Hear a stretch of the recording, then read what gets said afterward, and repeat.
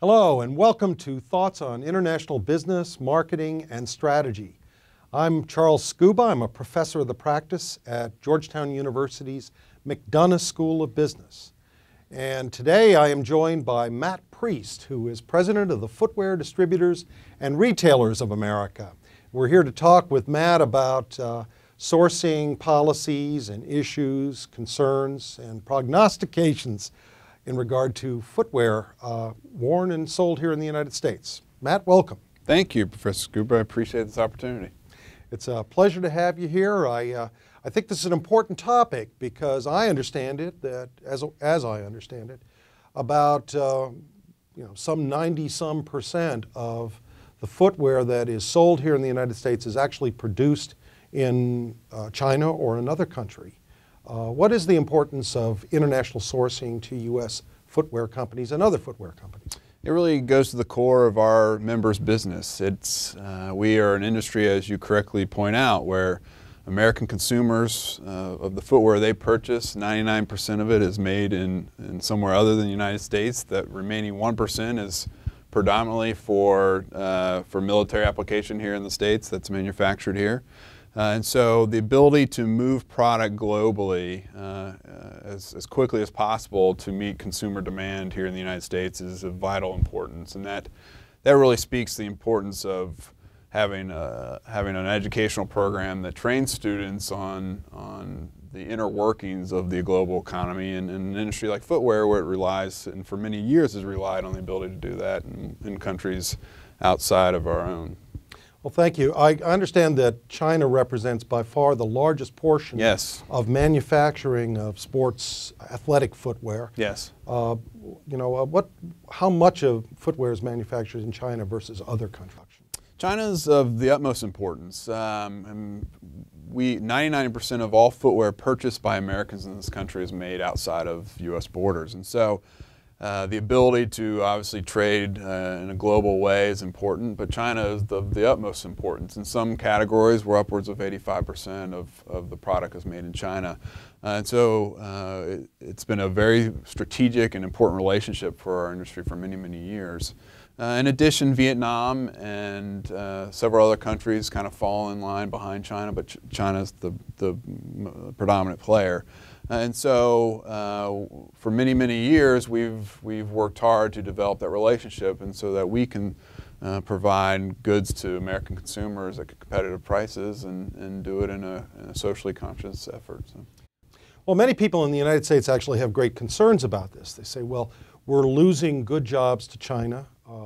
Is there something that can be done to make American manufacturing more of a possibility? Do you find that your members should be producing in the United States more? You know, we have some members that do produce in the United States, and it's predominantly for military application, and that's a very vibrant business for those members. But for the majority of our other members, it's having access to other markets to provide footwear is important, and the ability to move that footwear to U.S. consumers provides jobs on average that pay higher than maybe the manufacturing job in the same sector, but provides jobs in design, logistics, sourcing, and legal compliance, social compliance, regulatory compliance. These jobs that here in the United States rely on the ability for us to produce that footwear elsewhere. And China is trying to emulate this success by developing their own brands, not only in footwear, but other industries, because they know the value in having a global brand that's desired by consumers in all countries. And I think that's an important fact to point out in the discussion, especially here in Washington, D.C., where we sit now. The political discussion about our relationship with China is really based on sound bites, and what's typically lost is the fact that there are millions of jobs in this country that rely on our ability to trade with China and to trade with other markets, and that should not be lost in the discussion, I don't think. I think that's a good point. And in the United States, one thing that frequently gets lost is people talk about the decline of our manufacturing sector. That actually, in terms of the dollar volume of production output of U.S. manufacturers, our share of global production is probably about the same as it was 30 or 40 years ago even. The trouble is that our share of global jobs has decreased as American industry and American manufacturing has become much more efficient. The challenge for American manufacturers is to create jobs that are higher value and higher paying, as opposed to broad-based, labor-intensive industries, where there may not be as much of a margin commanded and where we may not be able to pay workers as much and be as competitive as other countries.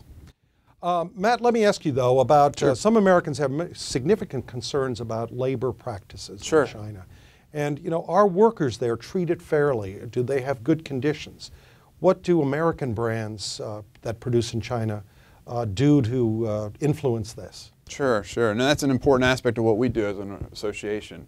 The production standards in the countries that we deal with are rising because of the fact that U.S. companies with U.S. values are engaged in those markets.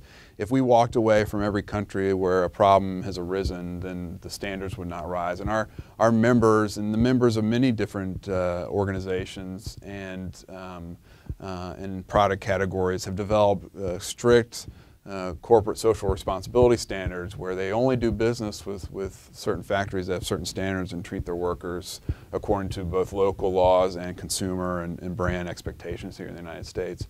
And are there problems? Absolutely, but we address those vigorously, and I would submit to you that if we were not in these markets, then those standards would not rise, and that's an important aspect of what we do.